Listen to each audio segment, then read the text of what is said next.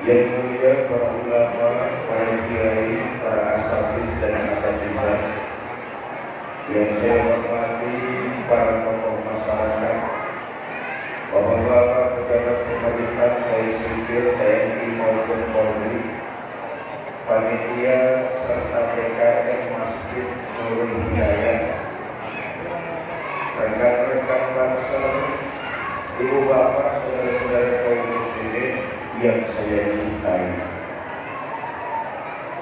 Dari sekian banyak nabi dan rasul yang diutus Allah, hanya 25 yang wajib kita imani. Dari 25 ada 5 yang punya gelar ulul azmi. Nabi Ibrahim, Nabi Nuh, Nabi Musa, Nabi Isa, Nabi kita Muhammad sallallahu alaihi wasallam. Dari 5 yang punya gelar ulul azmi, cuma 1 yang dapat predikat rahmatan lil alamin.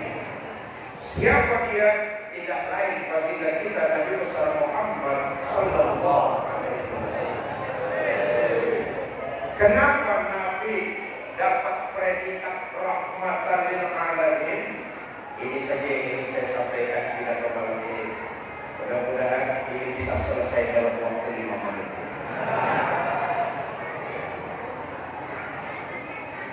Saudara, Nabi diutus ke alam ini untuk seluruh manusia, mengajak manusia menyembah hanya kepada Allah. Misinya adalah kepada seluruh manusia, maka pantas Nabi mendapat predikat rahmatan lil alamin. Sesuai apa yang ditegaskan oleh Allah, wa kana Allahu yu'adzibahum wa anta fihim. Selama Muhammad masih ada di tengah-tengah umat, azab tidak diturunkan oleh Allah Subhanahu wa taala. Inilah diantaranya kenapa Nabi punya predikat rahmatan lil alamin. Selama Nabi masih hidup, berada di tengah-tengah umat, bagaimanapun kurang ajarnya mereka menghadap Nabi, Allah tidak turunkan azab di tengah-tengah beliau. Rahmatan lil alamin. Berbeda dengan nabi-nabi sebelumnya. Ayo kita lihat sejarah. Nabi Zakaria diutus oleh Allah menyebarkan agama. Umatnya menentang, disambar dengan halilintar yang berkah. Nabi Nuh diutus menyampaikan agama. Umatnya menentang, disikat dengan banjir bandang. Betul atau tidak? Nabi Musa diutus menyampaikan risalah agama. Umatnya membangkang, sebagian tenggelam di Laut Merah dan sebagian lagi dikutuk jadi monyet. Bu, ibu tahu monyet? Ya, tahunya jangan ngeliatin saya, Pak. Tapi tidak dengan Nabi kita Muhammad sallallahu alaihi wasallam. Bagaimanapun menentang, membangkang, bandel umat, Allah tidak turunkan azab. Kenapa? Nabi Muhammad ada di tengah-tengah umat. Oh, karena soal umat menentang dakwah Nabi luar biasa, Pak. Umat menjegal dakwah Nabi luar biasa. Nabi itu mendapat teror mental, teror fisik, bahkan ancaman pembunuhan. Ini resiko, ini sebuah konsekuensi selama berjalan di atas nilai kebenaran. Jangankan berkorban tenaga, jangankan berkorban harta, berkorban nyawa siap dilaksanakan demi sebuah kebenaran. Dan pelajaran buat kita, Nabi sudah mencontohkan berjalan di atas nilai kebenaran pasti ada resikonya. Berjalan di atas nilai kebenaran pasti ada resikonya. Yang penting prinsip, yakin berjalan di atas nilai kebenaran, pantang surut, kaki mundur ke belakang. Nggak percaya nih, jangankan kita diam saja di rumah, kita ikut maulid di Masjid Nurul Huda, banyak orang yang tidak senang. Nurul Hidayah, saya cuma ngetes.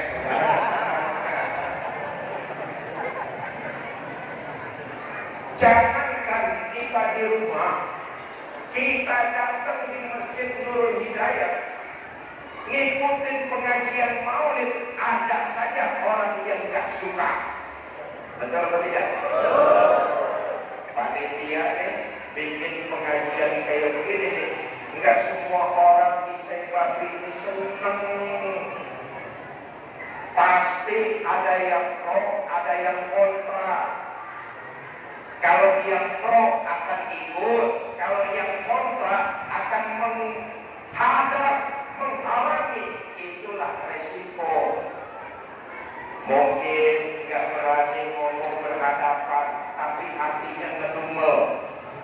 Ngedumel, tahu ngedumel? Mudah-mudahan nanti malam acaranya turun hujan lebat. Selama berjalan di atas nilai kebenaran, sekali kaki melangkah, pantang surut, mundur ke belakang. Yang perlu kita pahami adalah pasti ada resikonya. Saudara diam saja di rumah, ada resikonya. Saudara datang ke masjid, ada resikonya. Sama-sama beresiko, mendingan datang ke masjid.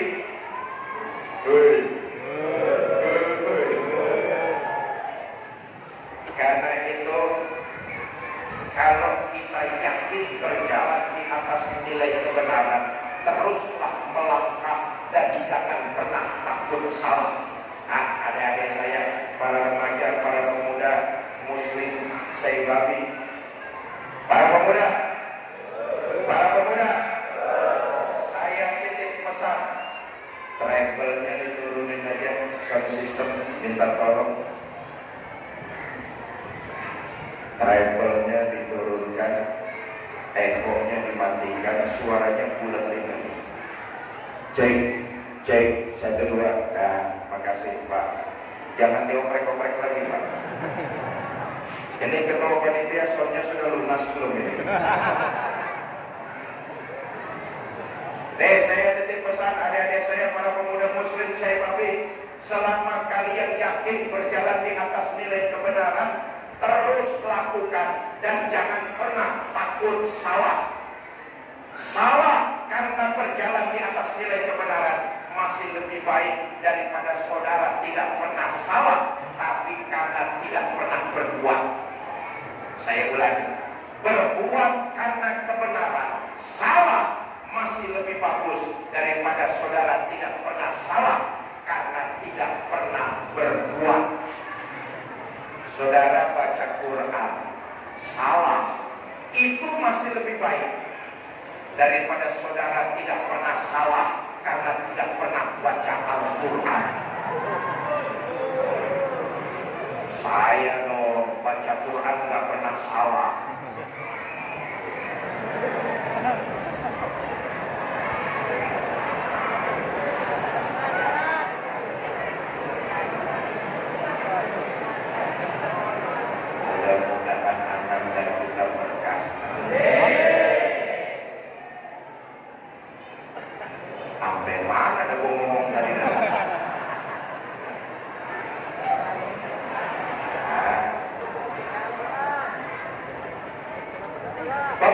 Saudara-saudara kaum muslimin yang saya cintai, karena itu berjalan di atas nilai kebenaran ada konsekuensi, ada resiko.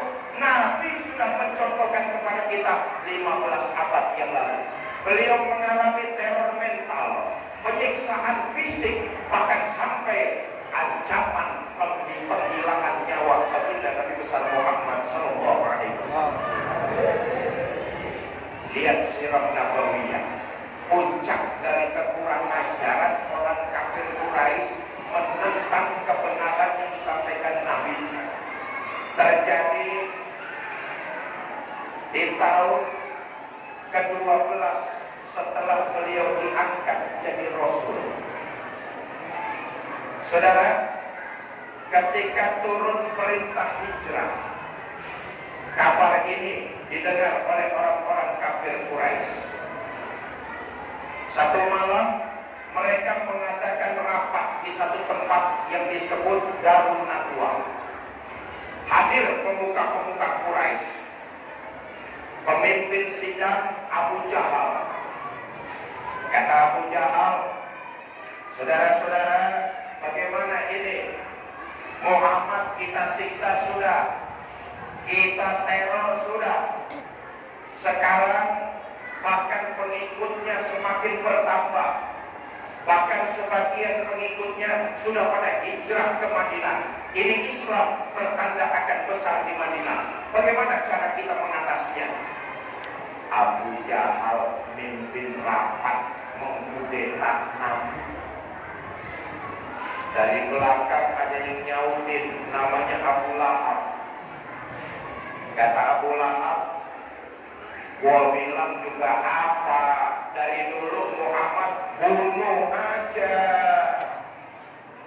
Kata Abu Jahal, soal membunuh sih gampang bro, udah dengerin aja. Soal membunuh sih gampang, tapi Muhammad kan nggak keluar dari batu. Dia punya keluarga, famili, handai tolak. Nanti kalau keluarganya nuntut balas, kita bagaimana urusannya? Kata Abu Lahab, gampang. Kita ini orang-orang Quraisy punya banyak suku. Masing-masing suku punya preman. Preman apa bahasa saya babinya? Nah, sama ya. Kacung. Kita ini orang-orang Quraisy punya banyak suku, masing-masing suku punya preman. Kumpulin preman-preman itu, bunuh Muhammad bareng-bareng. Nanti kalau keluarganya nuntut balas, mereka akan berhadapan dengan semua suku yang ada di bangsa Quraisy ini. Kata Abu Jahal, wah, ide Abu Lahab bagus juga. Bagaimana saudara-saudara peserta rapat, setuju apa enggak? Mereka serentak menjawab, setuju. Baik, kapan kita mulai pembunuhan terhadap Muhammad? Lagi-lagi Abu Lahab memberikan penjelasan. Kata Abu Lahab, nggak usah lama-lama, besok malam saja kita bunuh Muhammad. Oke, besok malam kita bunuh Muhammad. Tapi ingat, rapat keputusan malam ini jangan sampai bocor kemana-mana. Siapa yang membocorkan keputusan rapat malam ini, maka akan dikenakan sanksi. Setuju apa enggak? Mereka serentak menjawab, setuju. Baik, rapat selesai. Keputusan kita besok malam bunuh Muhammad. Tapi kabar ini jangan sampai tersebar kemana-mana. Pulanglah mereka selesai rapat. Sampai di rumah karena rapatnya sampai tengah malam, ditanya sama istrinya, Pak, rapatnya kok malam betul? Bapak rapat apa-apa? Rapat, Bu, besok malam mau ada pembunuhan. Pembunuhan? Iya. Siapa yang mau dibunuh? Muhammad, tapi jangan bilang siapa-siapa ya. Iya Pak. Besok pagi istrinya belanja sayuran, ngobrol sama tetangganya. Jam apa bayu ngano loh, jam nanti malam mau ada pembunuhan. Pembunuhan? Iya. Siapa yang mau dibunuh? Muhammad, tapi jangan bilang siapa-siapa ya jam ya. Jeng, matur suwun bayu. Ini tetangga ngomong sama yang lain, yang lain ngomong sama yang lainnya, begitu seterusnya. Dan hampir sesiang itu sebagian besar penduduk Mekah sudah tahu kalau nanti malam akan terjadi pembunuhan. Tahu dari mana? Ya itu tadi, dari gerakan jangan bilang siapa-siapa.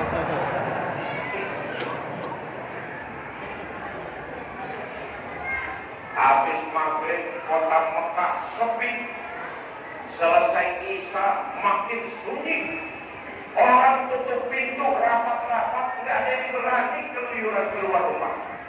Hampir tengah malam masuk preman-preman yang disewa oleh Abu Jahal, ngepung rumah baginda kita Nabi besar Muhammad. Malam itu Nabi mau dibantai. Malam itu Nabi akan dihabisi. Dikepung rumah baginda Nabi. Pagar betis rapat. Jangankan orang bisa lolos, tikus botak nggak bisa lolos. Rapet. Saudara, di rumah malam itu ada 3 orang. Baginda kita Nabi besar Muhammad Sallallahu Alaihi Wasallam, Sayyidina Abu Bakar As-Siddiq radhiyallahu anhu, dan Sayyidina Ali bin Abi Thalib karamallahu wajhah. Nabi ngomong sama Sayyidina Ali, Ali, labbaik ya Rasul, kamu gantikan saya. Gantikan apa ya Rasul? Tidur di atas tempat tidur saya. Ya Allah, rumah lagi dikepung, Sayyidina Ali disuruh gantiin tidur. Itu kan sama juga gantiin mati. Gantiin mati. Iya, kalau gantiin Jokowi enak. Gantiin mati. Lihat, Sayyidina Ali bin Abi Thalib karamallahu wajhah ketika itu masih sangat muda belia. Beliau tahu resikonya mati. Tapi demi kebenaran, demi agama, demi keyakinan, jangankan berkorban tenaga, jangankan berkorban harta, berkorban nyawa. Sayyidina Ali siap. Apa jawab Sayyidina Ali? Baik ya Rasulullah, saya akan menggantikan tuan tidur. Berangkatlah tuan hijrah fi amanillah. Ya Allah. Padahal kalau Sayyidina Ali mau nolak, jawabannya gampang Pak. Umpama, Ali, kamu gantiin saya ya, tidur di atas tempat tidur saya. Kalau Sayyidina Ali mau nolak, jawabannya gampang. Ya Rasulullah, kenapa saya? Abu Bakar aja yang udah tua.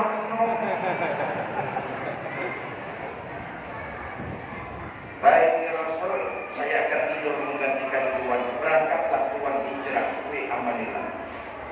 Abu Bakar, labbaik ya Rasul, ayo kita berangkat hijrah. Nanti dulu ya Rasulullah, ini rumah dikepung oleh preman-preman kafir Quraisy. Bagaimana caranya supaya kita bisa lolos? Nabi mengambil segenggam pasir, kemudian beliau membacakan ayat, wa ja'alna min baini aydihim sadda wa min khalfihim sadda fa agsaynahum. Beliau taparkan pasir itu. Terjadi mukjizat Allah. Preman-preman Quraisy ngepung rumah baginda Nabi, posisi berdiri tegap siaga, mata melotot. Nabi lewat, enggak lihat. Mukjizat. Bapak Ibu, saudara-saudara kaum muslimin yang saya muliakan, pantas kalau Nabi bergelar rahmatan lil alamin, mendapat predikat rahmatan lil alamin. Misi yang disampaikannya adalah misi kemanusiaan, mengajak seluruh manusia untuk tidak menyekutukan Allah Subhanahu wa ta'ala. Nabi simbol perdamaian. Tengoklah sejarah saudara, Islam bukan agama yang ekstrim. Lihatlah sejarah kehidupan baginda Nabi. Salah besar kalau orientalis mengatakan Islam disebarluaskan mengangkat pedang pergi ke medan perang. Bohong. Rasulullah dihina pribadinya, beliau tidak marah. Rasulullah dihina keluarganya, beliau tidak marah. Rasulullah disakitin, beliau tidak angkat pedang pergi ke medan perang. Peperangan terjadi kalau mereka sudah menyatakan kufur mutlak, tidak mau menyembah Allah Subhanahu wa Ta'ala. Islam tidak disebarluaskan dengan perang. Nabi nggak pernah marah soal dirinya. Nabi nggak pernah marah soal keluarganya. Yang terjadi peperangan ketika mereka melecehkan Allah Subhanahu. Pantas kalau Nabi punya predikat rahmatan lil alamin. Satu. Yang kedua, Bapak Ibu saudara-saudara, salah satu strategi yang disampaikan baginda Nabi, ada awal wajibun ma'amartum bih. Inilah pemimpin, inilah teladan, inilah panutan. Pantas ayat yang tadi dibacakan oleh kita, uswatun hasanah. Dalam menebarkan Islam, Nabi punya prinsip, ada awalun wajibun ma'amartum bih. Aku orang pertama yang mengerjakan perintah. Sebelum perintah itu aku sebarluaskan kepada orang lain. Nabi orang pertama yang mengerjakannya lebih dulu. Umpama Nabi pernah menganjurkan saudara-saudara, rajin-rajinlah bersedekah. Kita tahu dalam sejarah hidup Nabi, di rumah beliau nyaris belum pernah ada uang inap. Orang pertama yang mengerjakan sebelum orang lain mengerjakannya.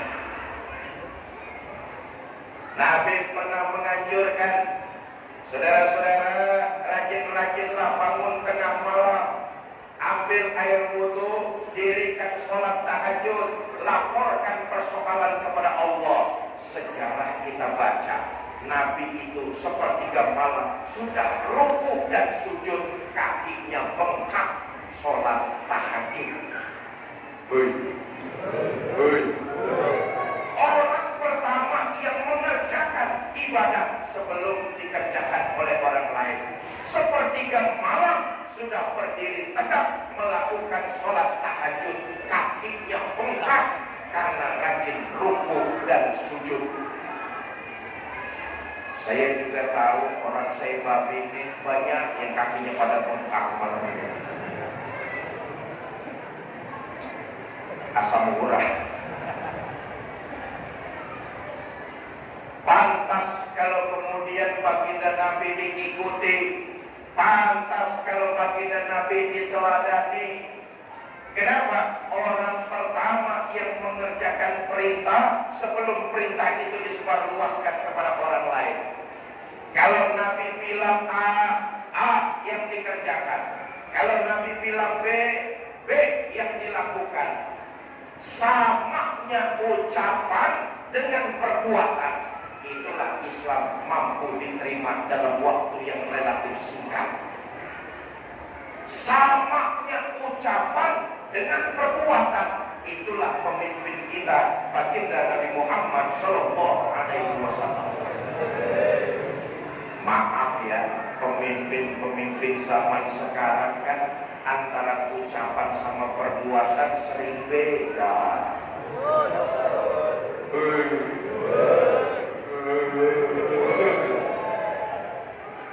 Bagaimana mau kita teladani, bagaimana mau kita contoh, bagaimana mau kita ikuti, ucapan sama perbuatan sering beda. Belum jadi gampang bener ngumbar janji. Setelah jadi lupa diri. Janji hanya tinggal janji, tidak pernah bisa memberi bukti. Awas, Cari pemimpin jangan cuma sekedar bisa ngobrol janji, yang penting beri bukti. Udah capek kita ini rakyat dibohong-bohongin. Belum dapat jabatan sering ngobrol janji sama rakyat. Belum dapat jabatan sering mengamalkan ayat kursi. Udah dapat jabatan jauh dari rakyat, ngamalin ayat kursi, ayatnya lupa, kursinya diketepin. Betul apa enggak? Terserahlah saudara mau pilih siapa, itu urusan saudara.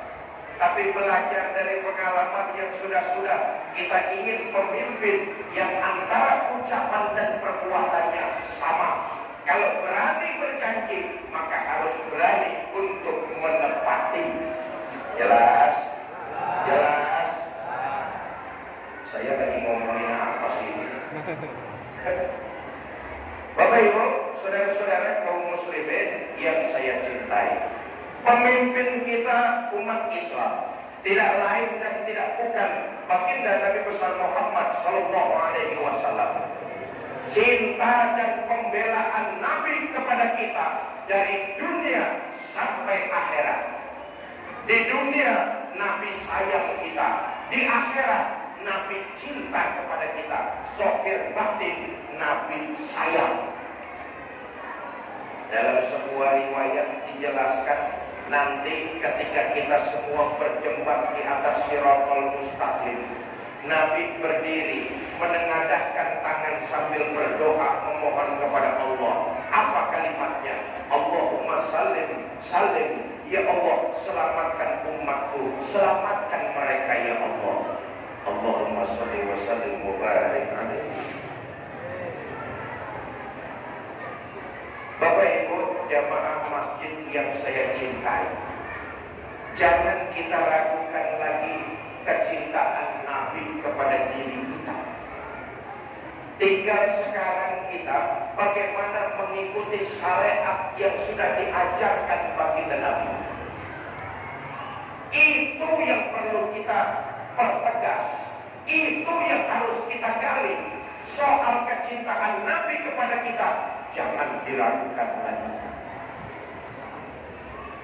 Saudara, untuk ukuran hidup orang Saibabi, lihatlah Nabi itu hidupnya sederhana, rumahnya kecil, tidurnya di atas pelepah daun kurma, kadang-kadang sampai berbekas di pipinya yang mulia. Tentara Romawi, bangsa Romawi, mereka gentar hatinya begitu mendengar tentara orang-orang beriman di bawah pimpinan Rasulullah Muhammad Sallallahu Alaihi Wasallam. Mereka gentar, mereka takut berhadapan. Kenapa? Tentara orang-orang beriman dikomandani Muhammad Sallallahu Alaihi Wasallam. Sayyidul Mursalin, Khatamun Nabiyyin, penghulu para nabi dan rasul, rumahnya kecil, tidurnya beralaskan daun kurma, kadang-kadang sampai berbekas di pipinya yang mulia. Sarapan paginya seteguk air zam-zam, sepotong roti, kadang-kadang 1-2 butir kurma.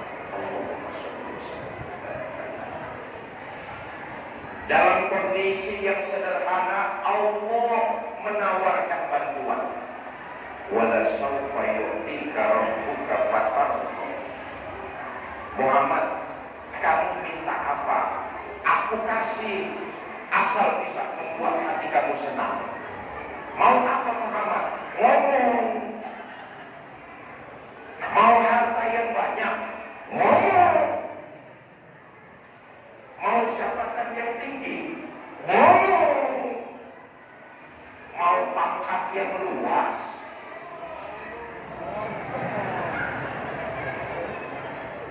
Terusin aja lah sendiri. Mau apa Muhammad? Bicara saja, ngomong. saja aku berikan asal bisa membuat hati kamu senang. Mendapat tawaran begini dari Allah, Nabi gak gelap mata, saudara.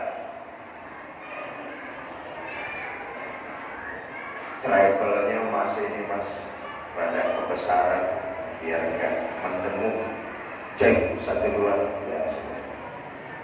Mendapat tawaran begini dari Allah, Nabi gak gelap mata. Apa jawab baginda Nabi? Izan ya Rabb, la arda wa wahidun min ummati finnar. Ya Allah, kalau memang begitu, apalah artinya harta banyak, jabatan tinggi, pangkat yang luas, itu tidak mampu menyenangkan hati saya selama masih ada satu saja umat saya yang ketinggalan di neraka. Walhasil Nabi lebih mementingkan umat dan rakyat hidup sederhana daripada hidup mewah bergelimang harta, pangkat, dan jabatan. Sekarang ada nggak pemimpin kayak begitu?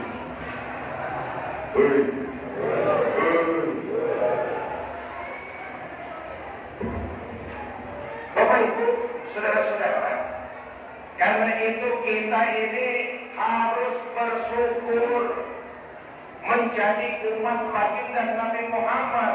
Kita ini harus bersyukur walaupun kita belum pernah melihat wajah baginda Nabi, belum pernah menyaksikan sejarah, belum pernah melihat mukjizat, tapi kita umat Nabi ini diberikan keutamaan.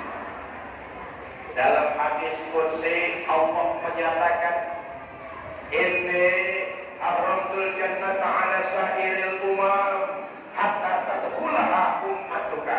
Surga Allah haramkan dibuka buat umat-umat yang lain sebelum umatmu Muhammad masuk lebih dulu ke dalamnya. Alhamdulillah, kita umat Nabi, karena kemuliaan beliau kita dapat keutamaan juga.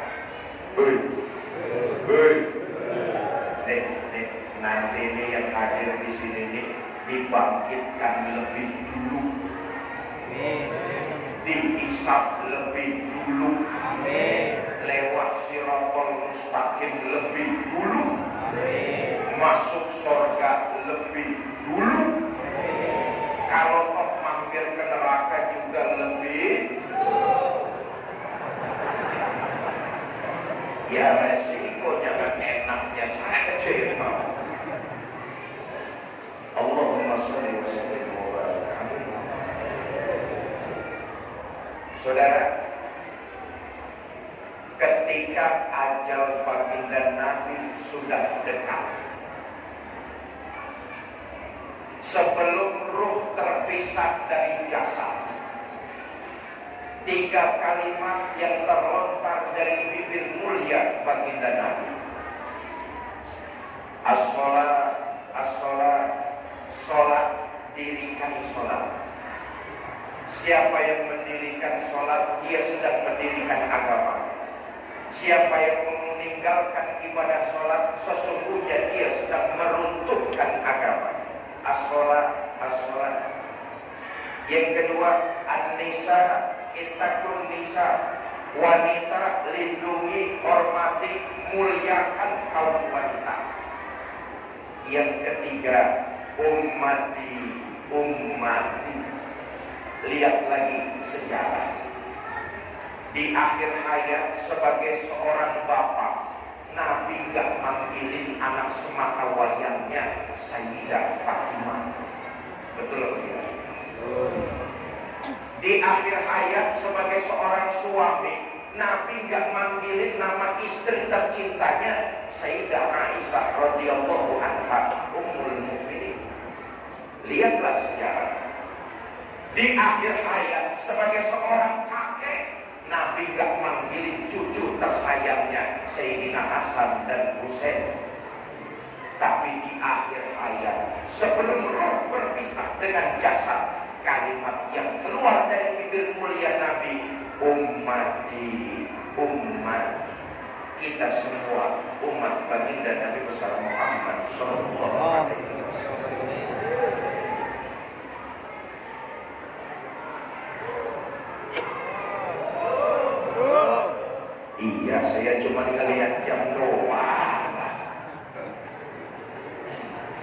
Saudara, saya itu tadi siang habis dari jadwalnya Shanghai, Telaga Ampang. Dari sana ke sini perjalanan kurang lebih 5 jam. Safari dakwah yang saya lakukan di Kalteng ini dimulai Senin kemarin sampai Telaga Ampang besok. Besok itu harus kembali lagi ke Shanghai, lalu malamnya dipatok besi.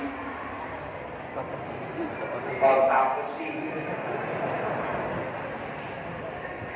Malam besok di Kota Besi, dari Sampit saya harus melanjutkan perjalanan ngejar pesawat pagi ke Palangkaraya.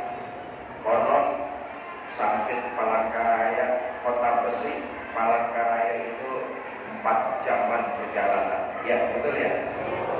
Karena saya mengejar pesawat pagi pertama jam 7 langsung ke Jakarta, karena habis zuhur dan malam safari dakwah lagi. Saudara, memang safari dakwah ini sangat meletihkan. Maka pantas kalau dakwah itu masuk urutan kedua jihad fisabilillah. Apalagi dakwah di negara tercinta kita Indonesia, negaranya luas dan besar. Dari Sabang sampai Merauke saya sudah lakukan dakwah dan silaturahmi. Dari Aceh sampai Papua, dakwah yang saya lakukan masuk ke pelosok-pelosok, masuk desa, keluar desa, masuk kampung, keluar kampung, masuk hutan, keluar lembah, masuk hutan, keluar hutan. Memangnya saya Tarzan?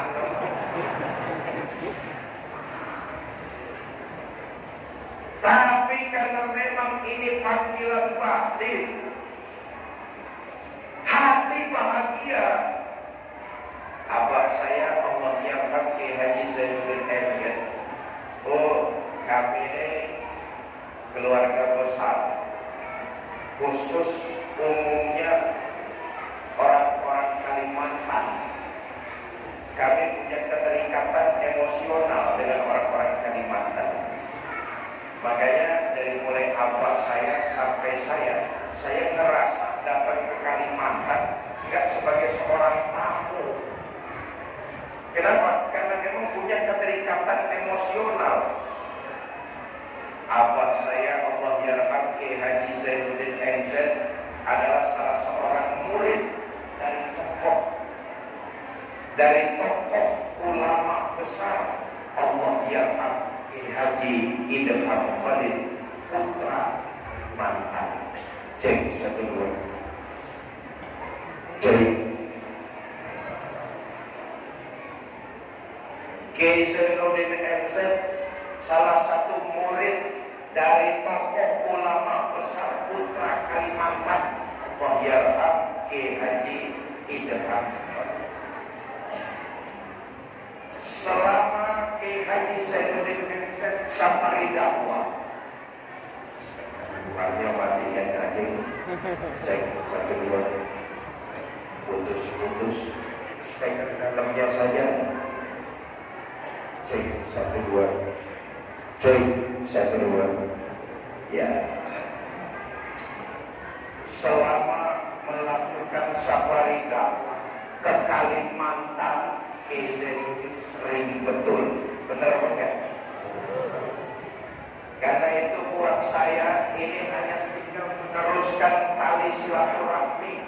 Saya merasa datang ke Kalimantan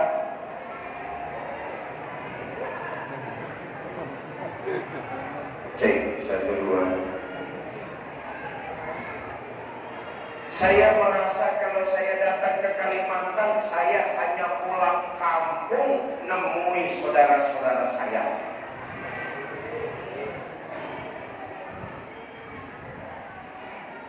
Dakwah itu, abah saya pernah ngomong begini, kalau kamu menjalaninya dengan hati yang senang, itu disebut panggilan hati. Kalau hati sudah merasa senang, kalau hati sudah merasa gembira, penderitaan sepanjang jalan tidak lagi kau akan merasa.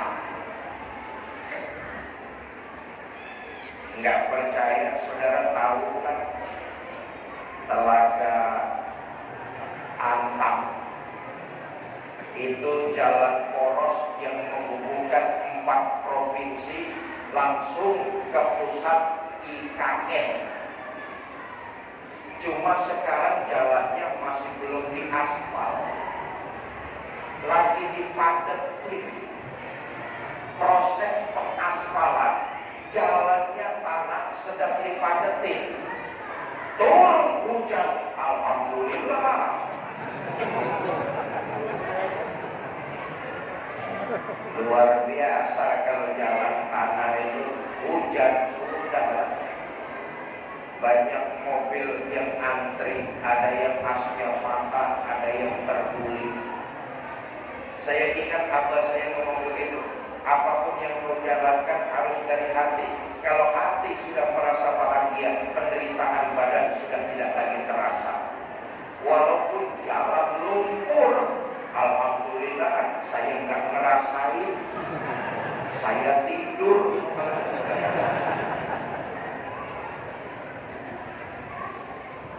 Dari Aceh sampai Papua, saya masuk ke pelosok-pelosok untuk silaturahmi dengan keluarga muslim dan melakukan dakwah.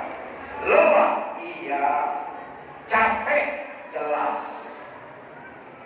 Makanya dakwah ini di Indonesia, kalau tidak ekstra niat dan ekstra fisik, repot Pak.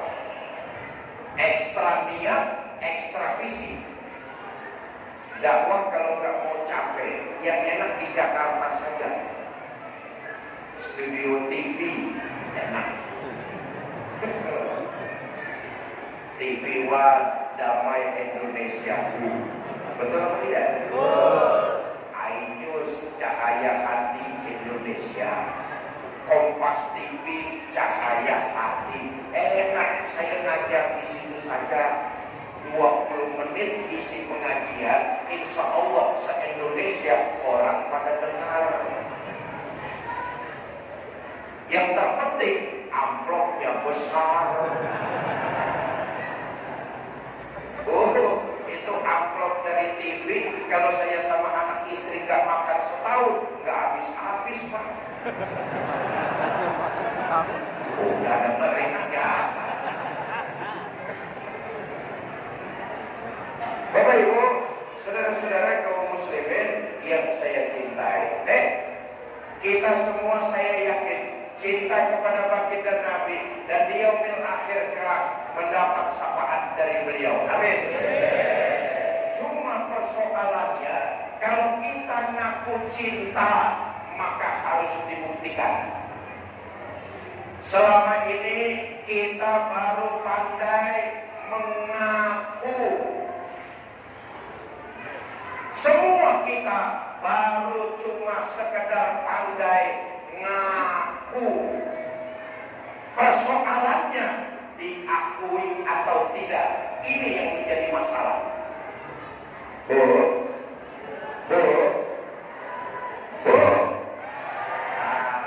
saya tanya nih ibu-ibu, ibu kenal sama Jokowi? Ngaku. Jokowi kenal sama ibu? Kasihan. Apa bedanya kita dengan Rasulullah Sallallahu Alaihi Wasallam? Masih banyak di antara kita yang baru pandai mengaku. Persoalannya di akhirat nanti, kita diaku apa tidak? Itu yang jadi problem utama buat kita. Maka lewat momentum maulid, kalau kita cinta kepada baginda Nabi, dua saja yang ingin saya titip pesan. Pertama, tingkatkan kualitas iman kita kepada Allah Subhanahu wa Ta'ala. Lagi-lagi lihat sejarah, Pak. Tugas Nabi itu hanya 23 tahun masa baktinya. 13 tahun di Mekah, 10 tahun di Madinah. Lebih banyak di Mekah Nabi bertugas. Lihatlah, 13 tahun Nabi di Mekah menanamkan nilai iman kepada Allah Subhanahu wa Ta'ala dengan pukul kalimat la ilaha illallah. Ibadah-ibadah lebih banyak turun di kota Madinah. 13 tahun masa aktif Nabi di Mekah hanya menanamkan kalimat tauhid, nilai-nilai iman, cinta kepada baginda Nabi. Maka jaga kemurnian iman kita kepada Allah Subhanahu wa Ta'ala. Jangan sampai dimasuki oleh sifat-sifat syirik. Ketahuilah, ketika sifat syirik bersemayam dalam hati kita, itu yang merontokkan amal-amal kebaikan kita.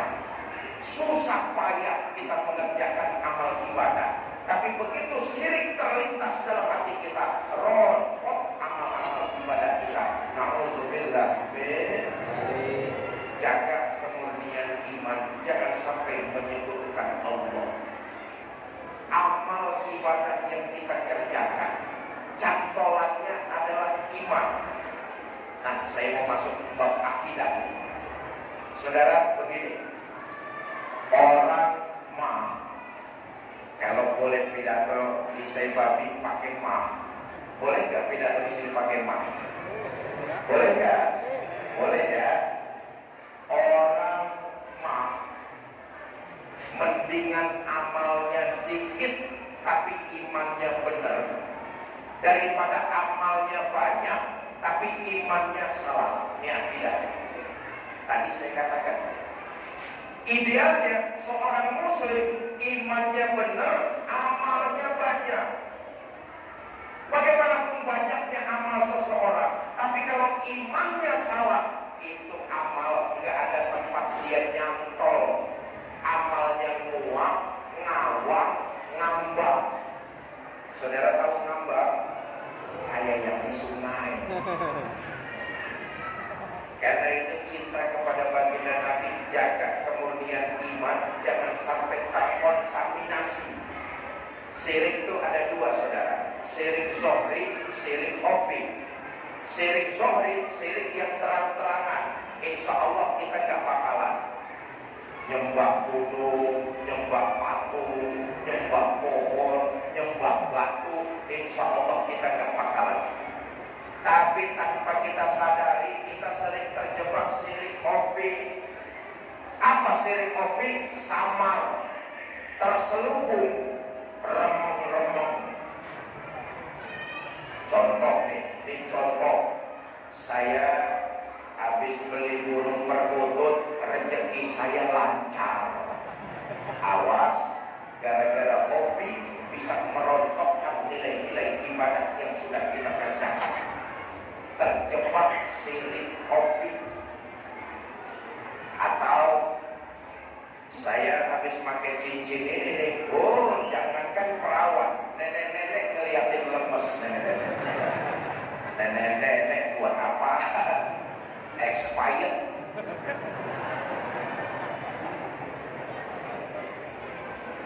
Karena itu cinta kepada baginda Nabi, jaga kemurnian iman, jangan sampai terkontaminasi. Yang kedua, supaya kita nanti di akhirat diakui oleh baginda Nabi, jalankan syariat dengan konsisten. Kalau ini satu saja yang menjadi tuntunan baginda Nabi, menjaga kerukunan, menjaga kebersamaan, dan menjaga persatuan di antara kita. Itu yang diajarkan baginda Nabi kepada kita. Lihatlah traktat piagam Madinah. Nabi di situ menandatangani, ada klausul yang berbunyi, kaum Yahudi adalah bagian dari salah satu kaum orang-orang beriman. Bagi kaum Yahudi agama mereka, bagi orang-orang beriman agama mereka. Artinya baginda Nabi merekatkan, menjaga nilai-nilai kebersamaan. Tengok lagi sejarah. Ketika Nabi sampai di Madinah, orang-orang Mekah dengan orang-orang Madinah dipersaudarakan. Betul atau tidak? Orang Mekah disebut kaum Muhajirin, orang Madinah disebut kaum Ansor. Dua-duanya dipersaudarakan oleh baginda Nabi.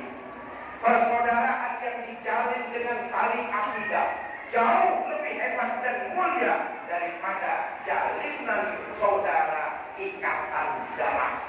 Saya ulangi. Persaudaraan yang diikat dengan tali akidah jauh lebih agung dan lebih mulia daripada persaudaraan yang diikat dengan talian darah. Tuh, tadi saya katakan, selain hubungan emosional, saya datang ke Sebab ini, saya gak merasa seorang tamu saya datang di sini. Malam ini saya hadir di sini, saya merasa seorang keluarga yang datang ke tengah-tengah keluarganya. Kenapa? Kita sudah diikat dengan tali akidah, keluarga besar kaum muslimin. Menghina saudara sama juga menghina saya.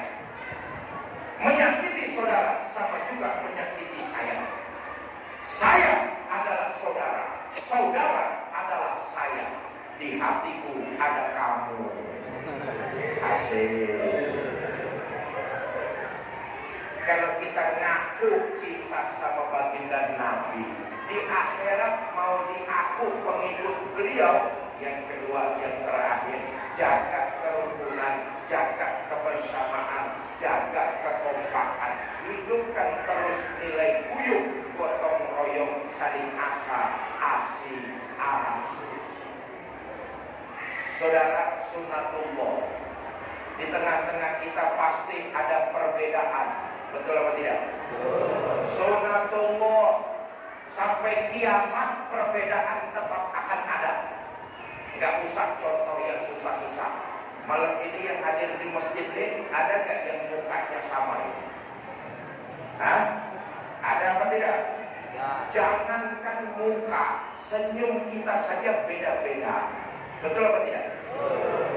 Ayo kita masyarakat Sebab ini dewasa, hormati perbedaan dengan saling menghargai dan tetap saling mencintai.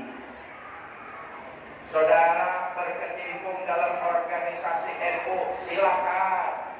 Saudara berkecimpung dalam organisasi Muhammadiyah, tafadhol. Saudara berkecimpung dalam organisasi Masyumi, silakan. Tapi kita keluarga besar, berbeda organisasi, tapi menghargai dan tetap mencintai. Awas, saya balik lagi nih, sebentar lagi tahun politik. Soal pilihan, soal saudara lah, saya gak ikut campur di situ. Tapi yang terpenting, yang saya punya beban moral, kita umat Islam Sebabi kudu dewasa, saling menghargai dan tetap saling mencintai. Jangan cuma gara-gara beda pilihan gubernur, beda pilihan bupati, sama tetangga pelotot-pelototan. Ada di sini yang kayak begitu. Yang mana orang itu?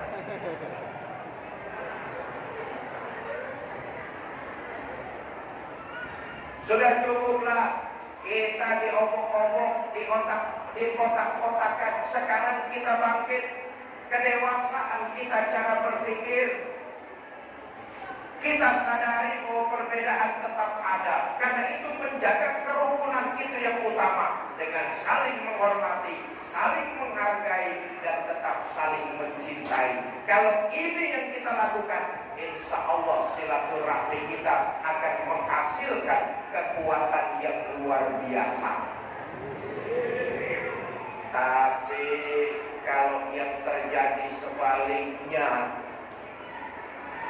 lebih banyak tukang kompor. Tukang kompor, tahu tukang kompor?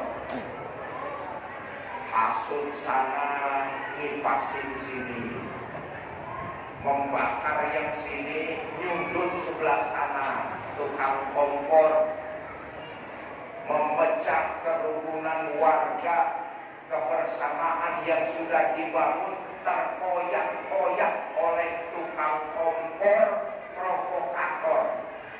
Ketahuilah, orang-orang yang punya sifat mengoyak kebersamaan warga, sungguh azabnya sangat pedih. Saya pesan sekali lagi, ketahuilah, orang-orang yang jadi provokator, senangnya mengadu domba, memecah persatuan masyarakat dan warga, sungguh azabnya sangat pedih. Tidak usahlah, mereka akan menikmati hasil. Lambat atau cepat, orang bakalan tahu kalau sifatnya tukang menghasut. Betul atau tidak? Sudahan azabnya sungguh sangat luar biasa, saudara. Saya tutup dengan satu riwayat. Dahulu ada orang kaya mau pergi haji. Karena terlalu banyak uang, orang kaya ini bingung uangnya mau dititipin sama siapa. Cari orang di satu kampung yang amanah, ketemu namanya Fulan. Fulan, saya mau pergi haji, saya titip uang sama kamu. Nanti pulang haji, saya ambil lagi uang tersebut. Kata Fulan, Pak, pergi hajilah dengan khusyuk, mudah-mudahan pulang dapat haji yang mabrur. Bapak ambil lagi uang ini, gak akan kurang sepeser pun. Tenang ini orang kaya, berangkatlah dia pergi haji. Selesai prosesi haji, kembali ke kampungnya, langsung ke rumah Fulan. Ketuk pintu, Assalamualaikum, Assalamualaikum, Assalamualaikum. Sampai 3 kali ketuk pintu, 3 kali memberikan salam. Pintu rumah Fulan tidak ada yang membukain. Tetangga sebelah rumahnya keluar ngasih tahu, Pak, Bapak cari siapa? Cari Fulan. Oh maaf Pak, Fulan sudah beberapa hari yang lalu meninggal dunia. Innalillahi wa inna ilaihi raji'un. Mas kan tetangga almarhum, bener Pak? Mas tahu nggak almarhum Fulan punya keluarga apa enggak?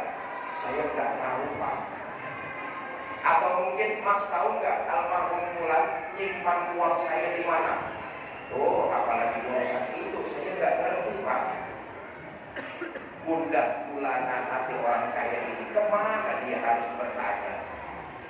Datanglah dia ke seorang ulama besar, konsultasi.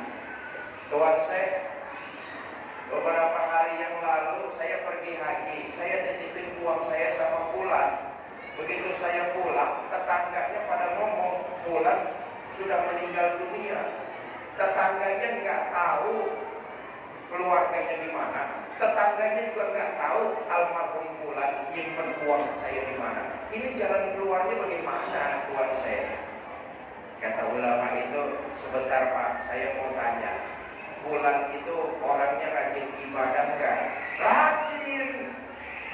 Sholat berjamaahnya nggak ketinggalan, ngajinya tekun, sama ulama bergaul, hidup di kampung menjaga amanah, nggak pernah khianat. Fulan almarhum orangnya rajin ibadah. Kata ulama tersebut, ya sudah Pak, begini, nanti malam Bapak balik lagi ke Mekah.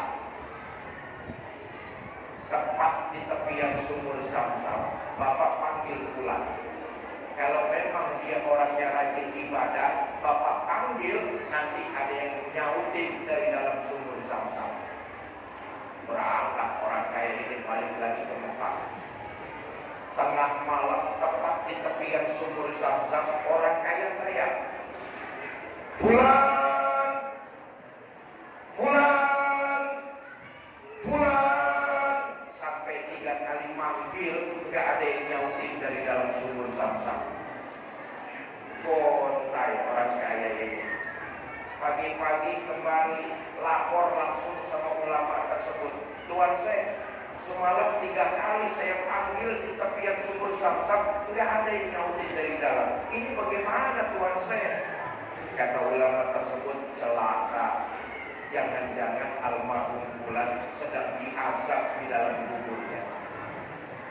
Loh, terus bagaimana Tuhan saya? Pak, Bapak ke Yaman saja. Di Yaman ada sumur yang bernama Sumur Burnut. Bapak panggil fulan di situ. Kalau memang fulan sedang diazab di dalam kuburnya, nanti ada yang nyautin dari dalam sumur Burnut. Berangkat fulan, pengen uangnya kembali. Tengah malam tepat di tepian sumur Burnut, orang kaya ini teriak, "Fulan, oi!" Baru sekali manggil, sudah ada yang nyautin dari dalam sumur Burnut. Terkejut orang kaya, "Ya Allah fulan, kenapa kamu sedang diazab di dalam kuburmu? Padahal waktu di dunia kan kamu rajin ibadah, sholat berjamaah nggak ketinggalan, dengan ulama bergaul, hadir di pengajian. Di kampung juga kamu dikenal orang yang menjaga amanah. Kenapa kamu sedang diazab di dalam kubur fulan?" Kata fulan, "Pak, betul. Waktu hidup di dunia orang melihat saya rajin ibadah, betul. Di kampung saya mati-matian menjaga amanah, betul. Tapi ternyata masih ada satu persoalan yang belum saya selesaikan. Mumpung Bapak datang ke sini, saya minta tolong temui saudara saya, sampaikan permohonan maaf dari kesalahan yang pernah saya lakukan dahulu." Terkejut orang kaya ini. "Loh, sampean punya saudara?" "Punya, Pak." "Di mana?" "Sebabi." "Ya sudah, Sherlock. Ini alamatnya Pak, temui tolong saudara saya, sampaikan permohonan maaf dari kesalahan yang pernah saya lakukan." Kata orang kaya, "Baik fulan, nanti berbekal alamat ini saya akan cari saudara kamu, saya sampaikan maksud dan hajat kamu." "Terima kasih Pak." "Fulan, ngomong-ngomong uang saya kamu taruh mana?" "Uang juga rupanya." "Oh, uang Bapak saya taruh di tempat ini, di dalam rumah saya. Cari, insya Allah ada, nggak bakalan kurang kok.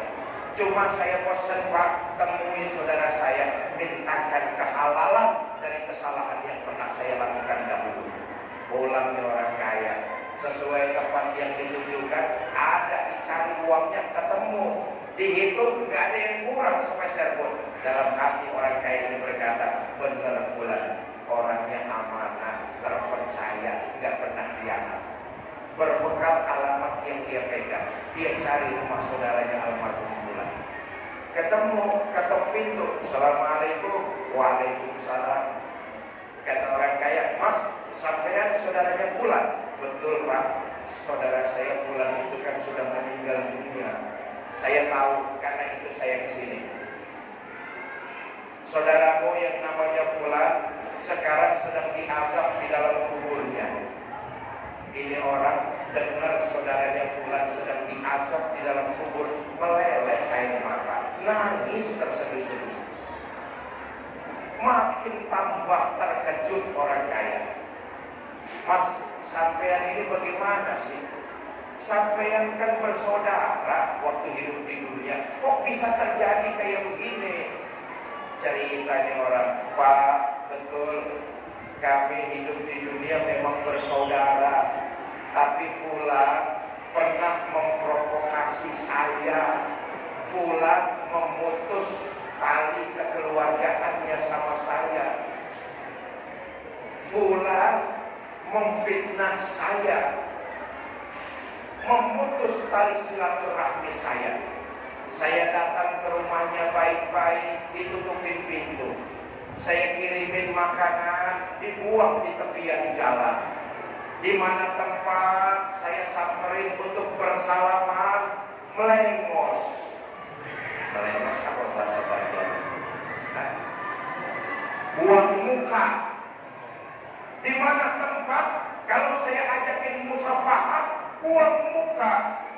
Sampai-sampai pada puncaknya almarhum fulan sama siapa saja dia ngomong, dia putus silaturahminya kepada saya.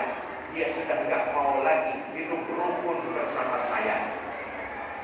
Makin penasaran orang kaya itu bertanya, ya Allah, fulan kok gitu-gitu amat? Emang persoalannya bagaimana mulanya? Pak, persoalannya sih gara-gara sepele, cuma gara-gara beda pilihan bupati. Nah, awas lo, awas. Mulai saat ini Allah dan Bapak yang jadi saksinya. Pemutusan silaturahmi almarhum fulan kepada saya maafkan. Allah dan Bapak yang jadi saksinya. Saudara, beberapa malam berikutnya orang kaya ini bermimpi dalam tidur fulan hadir dengan wajah berseri, senyum yang tersungging di bibirnya. Inilah sungguh pedih azabnya orang yang memutus silaturahmi, memecah kerukunan masyarakat dan warga. Karena itu ajaran baginda kita Nabi Muhammad SAW untuk selalu terus menjaga kerukunan, persatuan dan kebersamaan di antara kita. Berbeda itu sebuah kepastian, tapi kita harus dewasa menyikapinya dengan saling menghormati, menghargai dan tetap mencintai. Sudah jam 8 lewat 2 jam lebih. Mari sama-sama kita baca suratul Fatihah. Mudah-mudahan semua kita yang hadir di sini dipanjangkan umur dalam taat kepada Allah. Berikan kita rumah tangga yang sakinah, mawaddah dan rahmah. Karuniakan kita keturunan yang soleh dan solehah. Dan yang terpenting diwafatkan kita dalam kondisi husnul khatimah. Di yaumil akhir mendapat syafaat Nabi kita Muhammad sallallahu alaihi wasallam. Bitil kalniyah Al-Fatihah.